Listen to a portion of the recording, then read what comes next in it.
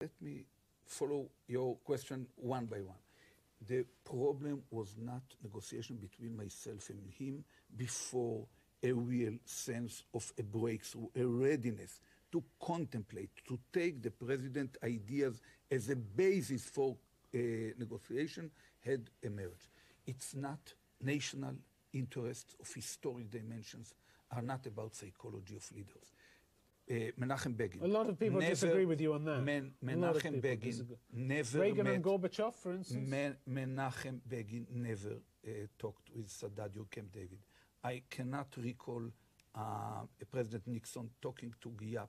I cannot recall Reagan, Gorbachev. De Gaulle talking Reagan, Gorbachev didn't make any difference? To Ben Bella. Psychology? Yeah, it makes a lot of difference since the readiness had been created and it was clear from the behavior, not the talk, the behavior of Gorbachev, that he is determined to put an end to the Cold War, even with high political risk for himself. If Arafat were a Gorbachev-like of Palestinian leader, we would already have a peace agreement between Israel and the Palestinians. You have no peace agreement, you have nothing on the table, and you made the whole peace process now hostage to isolated acts of terror, for which Arafat cannot be held responsible for every act of terror. So unless there is, you are handing, as I said earlier, a veto to the extremists on the whole peace process. We're not giving a veto. Why? You've strengthened the hand of Islamic Jihad we here. Are doing what every responsible leadership of a nation under the attack of violent terror would do at the same situation. We will never sway under terror threats.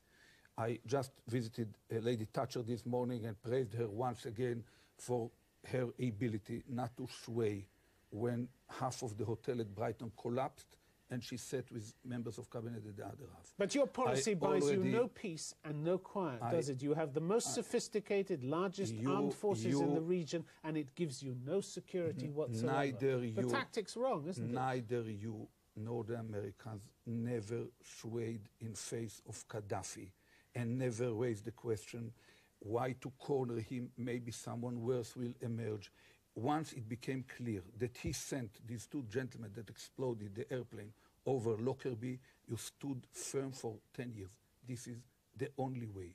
Terror thugs, and Arafat is one, are very skillful in reading cracks in the staying will or will of power of leaders of the world.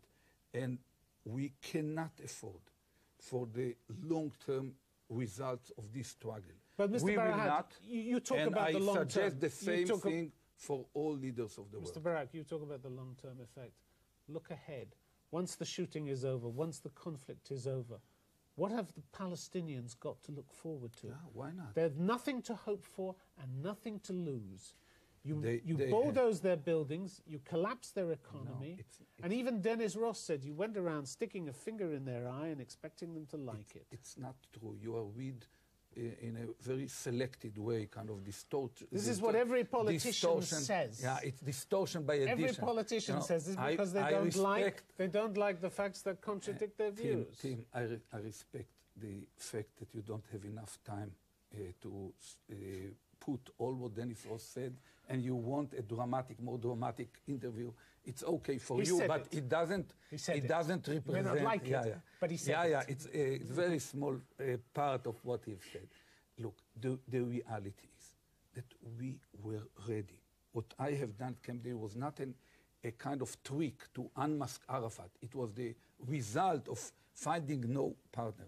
We were ready in exchange for the end of the conflict and security for Israel to give them a Palestinian state contiguous over the West Bank, with exits to Jordan and Egypt, with a solution for the refugee problem inside the Palestinian state, and a major international fund to support them and to help them, and with a even reasonable solution of the problem of Jerusalem. You gave them a one-off offer, and now it's off the table. No, you had to rush back to shore up your You should listen to position. the end of it. The point is, and this is the crucial point, that Arafat was not ready to take this offer, even as a basis for negotiation and breaking all the assumptions and his commitments in Oslo turned to terror and violence. But Mr. Barak, there wasn't even a protocol on which to build. You didn't want a protocol written.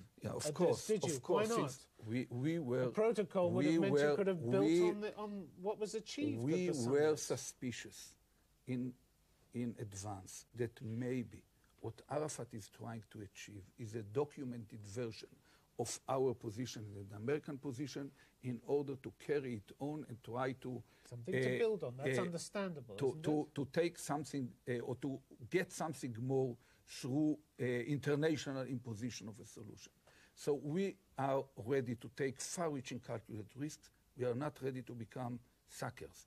I have decided to put an end to unilateral transfer of assets before it becomes clear that we have a partner that is serious and ready to take painful decisions on behalf of his own people in exchange for the painful decisions I had to take in regard to us. But let me tell you something about the future. I believe that what should be done now, we should present a strategy based on two inseparable pillars. Pillar number one, a door wide open, the size of the whole wall, for resumption of negotiations. When? At what point? Without any preconditions beyond the absence of violence, at any time based on... What do you mean beyond the absence of violence? You're pushing out the same line as Mr. Sharon then? Beyond the absence of violence, we should not demand any precondition, but based on the principles of Camp David. If this is one pillar. So you don't differ from Sharon at all? I differ You're quite significantly. Exactly the same as Sharon. No, Sharon doesn't say that he's ready to negotiate based on the principles of Camp David. But he won't negotiate unless violence stops. Yeah, and violence won't stop unless you negotiate and give the Palestinians something.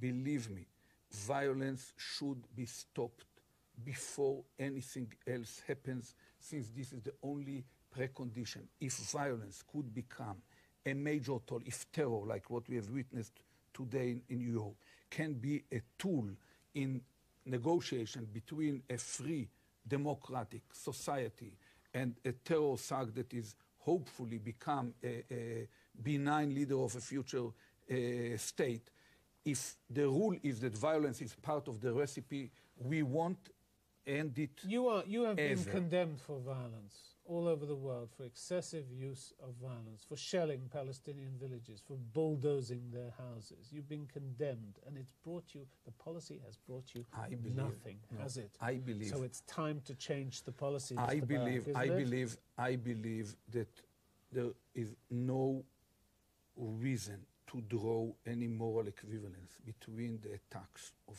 suicide attackers and the attacks of Arafat terrorist groups against innocent civilians in Israel, and the defensive steps that Israel is taking, including in order assassinations, including hitting in advance individuals who come to hit your own civilians. Think of a member of your family.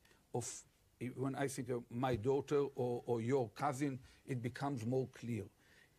No government can afford it happening, and if we need a proof of it, we can see it even in these very days. Mr. Barak, even when the violence stops, there will still be the so far insuperable problem of Jerusalem.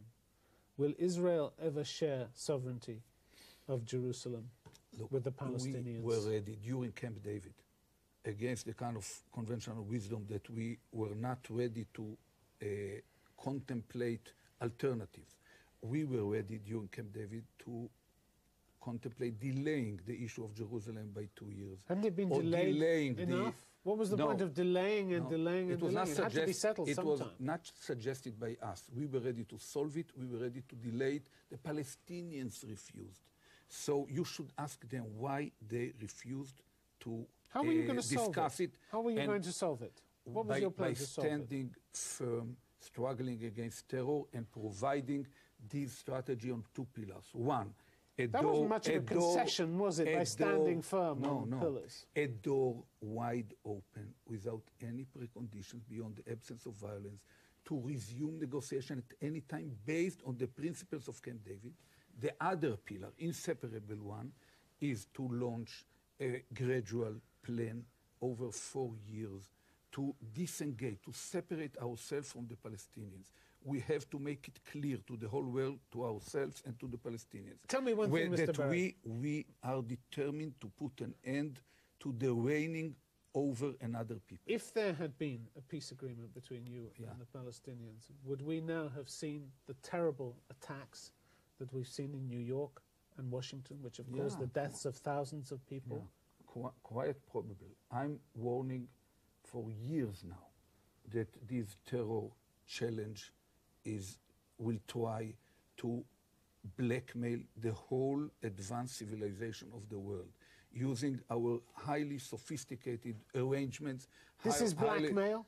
Sophisticated infrastructure, and they will try to dictate their will to the free world. And there is no way but to launch a global, concerted effort to put an end to it by immediately coordinating between the United States, UK, Europe, and Russia, a world struggle to put an end. It will take half a generation.